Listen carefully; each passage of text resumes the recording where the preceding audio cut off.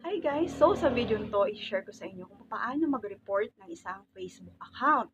For example, na-hack yung Facebook mo or may kakilala ka na na-hack yung account nila or may mga nagpo-post ng mga labag sa community standards ng Facebook. So maaari natin itong i-report. So yun, pumunta lang tayo sa ating Facebook account.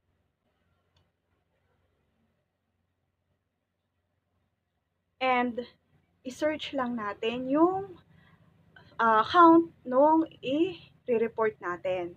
Okay? So ako, ang i-report kong account ay yung Facebook account na luma nung asawa ko dahil na-hack siya. And ngayon, ginagamit siya na pang-scam. Kung sino-sino mga tinatag niyang friends ng asawa ko. So, ang tagal na namin tong nire-report sa Facebook.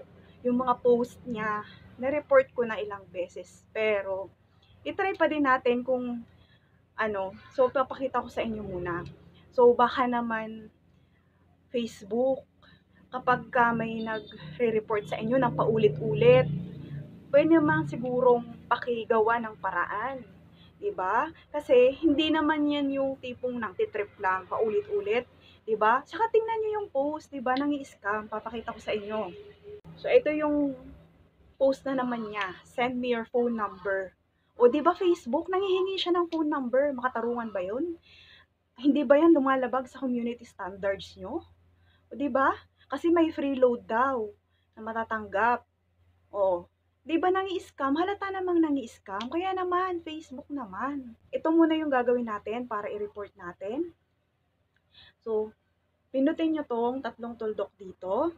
So, please, kung mapanood nyo man to, kung may time ka po, please, pakitulungan po ako na i-report tong profile na to dahil baka may mabiktima pa to.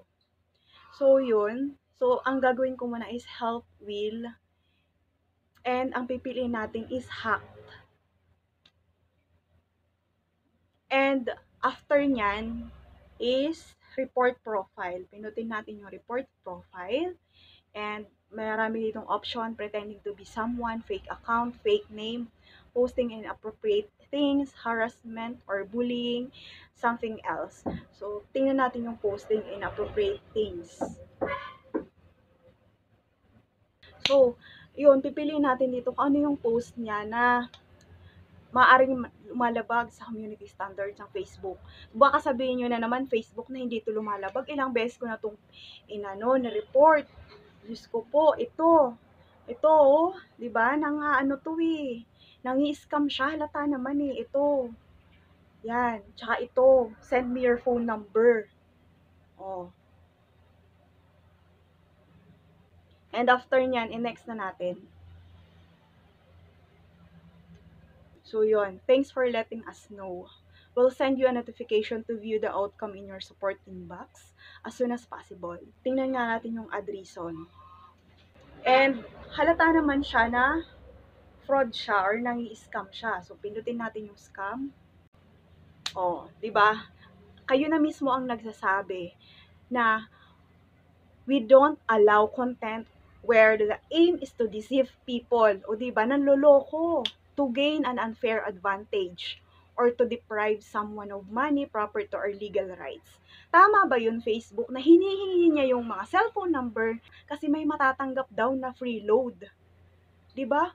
Baka sabihin nyo na naman, mag-notify na naman kayo sa akin na hindi yun lumalabag sa community standards nyo. Ayan na nga, oh, 'di ba? Ay, Diyos ko, Facebook, ilang beses na namin itong na-report sa inyo. Please naman, gawan nyo ng paraan kasi baka may mabiktima pa. Diba? Anong silbi na meron kayong ganitong report, diba? Kung hindi nyo naman ginagawa ng paraan. Diyos ko. Next, submit natin. Oh, meron, sabi nila, your report helps us to improve our processes and keeps Facebook safe for everyone. Sana lang, okay? Sana lang po. We use technology and review teams to remove anything that doesn't follow our standards as quickly as possible. O yun, meron kayong technology, meron pa kayong review teams. O, para malaman kung yung mga post ay lumalabag ba sa ano nyo, standards nyo. Diba? Remove quickly as quickly as possible.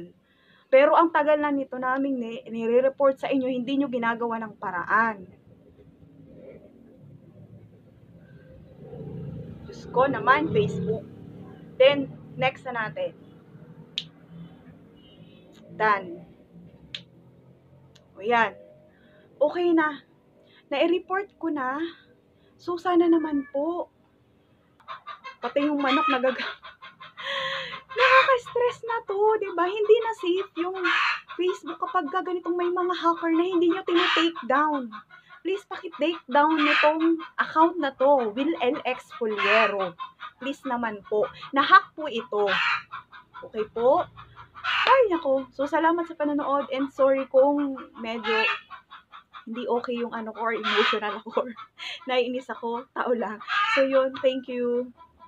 See you next time. Bye.